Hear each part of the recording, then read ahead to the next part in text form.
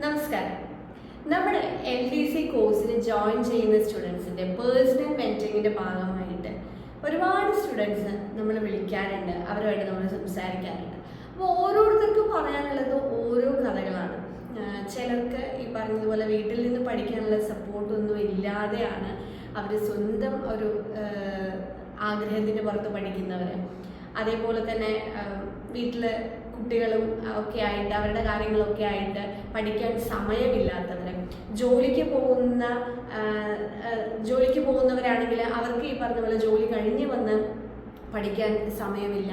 അങ്ങനെ പലതരം struggles face ചെയ്തുകൊണ്ട് എന്നാലും ഒന്ന് പഠിച്ച് ഈ വർഷം എങ്ങനെയെങ്കിലും ഈ LDC എക്സാം ക്രാക്ക് ചെയ്യണമെന്ന ആഗ്രഹത്തോടു കൂടി നമ്മൾ വിളിക്കുന്ന ഒരുപാട് പേരുണ്ട്. അത് കൂടാതെ ഇത് ലാസ്റ്റ് ചാൻസാണ്. ഈ വർഷം കഴിഞ്ഞ് ഇനി നമുക്ക് ഏജ് ഓവർ ആവും, അപ്പോൾ ഇനി എക്സാം എഴുതാൻ പറ്റില്ല. അപ്പോൾ ഇത് ലാസ്റ്റ് ചാൻസാണ്, എങ്ങനെയെങ്കിലും ഒന്ന് ക്രാക്ക് ചെയ്യണം എന്ന് ആഗ്രഹിച്ച് അങ്ങനെ ഓരോരുത്തർക്കും പറയാനുള്ള ഓരോ സ്റ്റോറീസാണ്. അപ്പോൾ നമ്മുടെ ഈ ഒരു LDCയുടെ ക്ലാസ് എടുക്കുന്ന ഫാക്കൽറ്റീസിൽ പല റാങ്ക് ലിസ്റ്റിൽ വന്നവരുണ്ട്. അപ്പോൾ അവരൊക്കെ പറയുന്ന ഒരു കാര്യം, നമുക്ക് ഈ എക്സാം ക്രാക്ക് ചെയ്യണമെന്നുണ്ടെങ്കിൽ ഏറ്റവും ഇമ്പോർട്ടൻ്റ് ആയിട്ടുള്ള ഒരു കാര്യം എന്ന് പറയുന്നത് ഹാർഡ് വർക്ക് തന്നെയാണ്. ഓക്കെ, അപ്പോൾ ഈ ഹാർഡ് വർക്കിൻ്റെ ഒപ്പം തന്നെ നമുക്ക് ഏതൊരു പരീക്ഷണവും വിജയിക്കാൻ വേണ്ട 3 ഇമ്പോർട്ടൻ്റ് ആയിട്ടുള്ള കാര്യങ്ങളാണ്. അത് തന്നെയാണ് LDC പരീക്ഷയുടെ വിജയരഹസ്യം എന്ന് പറയുന്നത്. അതിൽ ഒന്നാമത്തെ കാര്യം എന്ന് പറയുന്നത് കോൺഫിഡൻസ്, ആത്മവിശ്വാസം. നമുക്കിപ്പോൾ എന്തൊക്കെ പ്രതിസന്ധി ഉണ്ടായിക്കോട്ടെ, നമുക്കിത് നേടിയെടുക്കാൻ പറ്റുമെന്നുള്ള പോസിറ്റീവ് ആയിട്ടുള്ള ഒരു ആറ്റിറ്റ്യൂഡ് ഉണ്ടാവുക എന്നുള്ളതാണ് ഏറ്റവും ഇമ്പോർട്ടൻറ്റ്.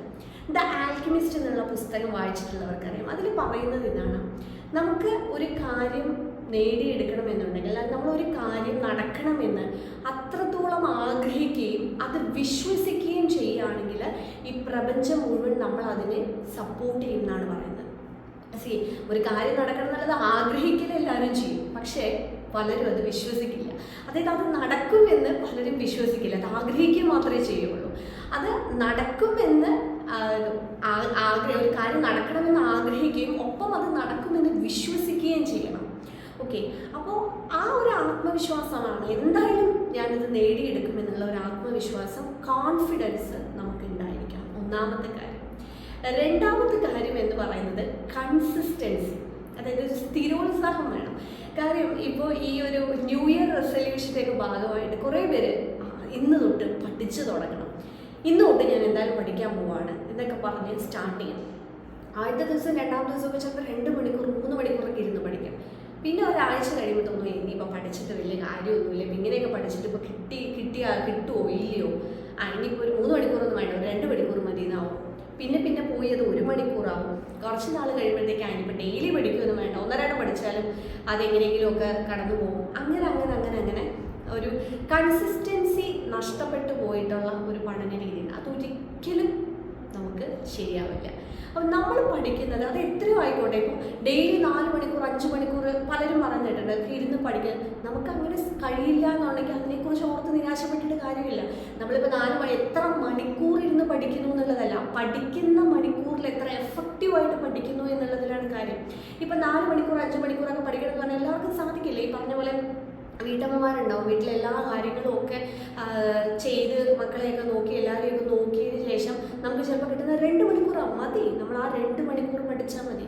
ജോലിക്ക് പോകുന്നവരുണ്ടാവും, അവരെ സംബന്ധിച്ചിടത്തോളം അവർക്ക് ചിലപ്പോൾ ഈ പറഞ്ഞ പോലെ 4-5 മണിക്കൂർ പഠിക്കാൻ പറ്റില്ല. അപ്പോൾ എത്രയാണോ നമുക്ക് സമയമുള്ളത് ആ സമയത്തെ യൂട്ടിലൈസ് ചെയ്യാന്നുള്ളത്, അല്ലാതെ സമയമില്ല എന്നുള്ള ഒരു ന്യായം നമ്മൾ ഒരിക്കലും പറയരുത്.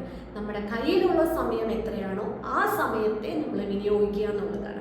പക്ഷേ അത് നമ്മൾ കൺസിസ്റ്റൻ്റ് ആയിട്ട് ചെയ്യണം. അതായത് ഇപ്പം ഞാൻ 2 മണിക്കൂർ പഠിക്കുമെന്ന് തീരുമാനിച്ചാൽ എന്ത് തന്നെ സംഭവിച്ചാലും ആ 2 മണിക്കൂർ നമ്മൾ പഠിച്ചിരിക്കും.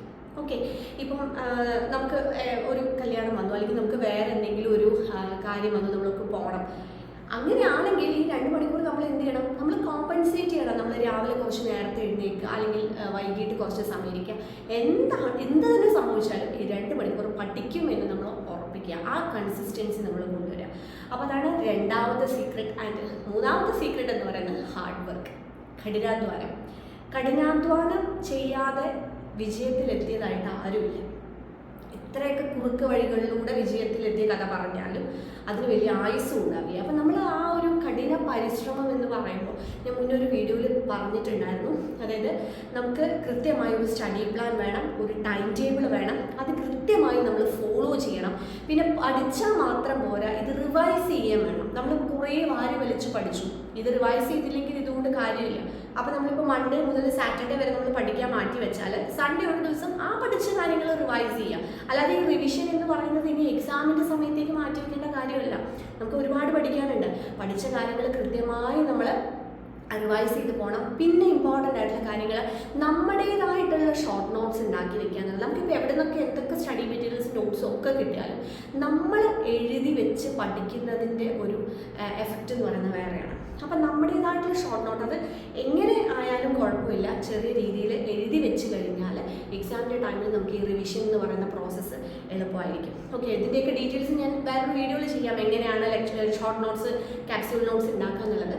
പിന്നെ ചെയ്യേണ്ട ഒരു കാര്യം എന്ന് പറയുന്നത് മോക്ക് ടെസ്റ്റുകൾ അറ്റൻഡ് ചെയ്യുക എന്നുള്ളതാണ്. നിങ്ങളിപ്പോൾ എവിടെ കോച്ചിങ്ങിന് പോകുന്നവരാണെങ്കിലും, ഓഫ്ലൈൻ ആയിട്ട് പഠിക്കുന്നവരാണെങ്കിൽ ഓൺലൈനായിട്ട് പഠിക്കുന്നവരാണെങ്കിൽ നിങ്ങൾക്ക് മോക്ക് ടെസ്റ്റ് ചെയ്യാൻ കിട്ടുന്ന അവസരം മാക്സിമം യൂട്ടിലൈസ് ചെയ്യുക. കാരണം എന്താണെന്ന് വെച്ച് കഴിഞ്ഞാൽ ഈ പഠിച്ച കാര്യങ്ങളൊക്കെ നമുക്ക് ഓർത്തെടുത്ത് എഴുതാൻ പറ്റുന്നുണ്ടോ എന്നുള്ളത് നമ്മൾ നോക്കണം. ഇന്ന് അതിന് ഒരുപാട് അവസരങ്ങളുണ്ട് അല്ലേ. രണ്ടാമത്തെ കാര്യം ടൈം മാനേജ് ചെയ്യുക. ടൈം മാനേജ് ചെയ്ത് എക്സാം എഴുതാൻ പറ്റുന്നുണ്ടോ എന്ന് അറിയണം. അപ്പോൾ ഇതിന് മോക്ക് ടെസ്റ്റുകൾ വളരെയധികം സഹായിക്കും. ഇപ്പോൾ നമ്മൾ ലേണിനോട് നമ്മുടെ കോച്ചിങ്ങിലാണെന്നുണ്ടെങ്കിൽ എല്ലാ ആഴ്ചയും നമ്മൾ ടെസ്റ്റുകളുണ്ട്, ടെസ്റ്റ് സീരീസ് നമ്മൾ നടത്തുന്നുണ്ട്. അപ്പോൾ ഇത് കഴിഞ്ഞ് നമ്മൾ ഓരോ ചാപ്റ്റർ വൈസ് ആയിട്ട് നമ്മൾ ടെസ്റ്റ് സീരീസുകൾ കൊടുക്കും. അത് കൂടാതെ അതായത് ഓരോ സബ്ജക്റ്റ് വൈസ് നമ്മൾ ടെസ്റ്റ് സീരീസ് കൊടുക്കും. അതിനുശേഷം നമ്മൾ ശരിക്കും എങ്ങനെയാണോ LDC എക്സാം ആ ഒരു 100 മാർക്കിനുള്ള ആ ഒരു പാറ്റേണിലുള്ള ടെസ്റ്റ് സീരീസ് നമ്മൾ കൊടുക്കുന്നുണ്ട്. അപ്പോൾ ഇതൊക്കെ നമ്മൾ പ്രൊവൈഡ് ചെയ്യുന്നുണ്ട്. അപ്പോൾ നിങ്ങൾക്ക് എവിടെ നിന്നൊക്കെ മോക്ക് ടെസ്റ്റ് ചെയ്യാൻ പറ്റുമോ ആ മോക്ക് ടെസ്റ്റുകളൊക്കെ നിങ്ങൾ ചെയ്യും.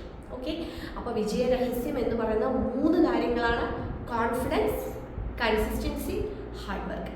ഇത് മനസ്സിൽ വെച്ച് കഴിഞ്ഞാൽ നമുക്ക് എന്ത് പ്രതിസന്ധിയാണെങ്കിലും, ഈ പറഞ്ഞ പോലെ വീട്ടിൽ നിന്ന് സപ്പോർട്ടില്ല, പഠിക്കാൻ ആ ഒരു കാര്യം പറഞ്ഞപ്പോഴാണ്, ഇപ്പം പഠിക്കാൻ നമുക്ക് ഒരുപാട് ഫീസ് കൊടുത്ത് പഠിക്കാൻ പറ്റില്ല, നമ്മൾ നേരിട്ട് വിളിച്ച് കാര്യങ്ങൾ പറഞ്ഞ് നമുക്കതൊരു വിശ്വാസം വന്നിട്ടുള്ളവരാണെങ്കിൽ നമ്മൾ അവർക്ക് ഓഫർ പ്രൈസിൽ നമ്മൾ കോഴ്സ് പ്രൊവൈഡ് ചെയ്യുന്നുണ്ട്.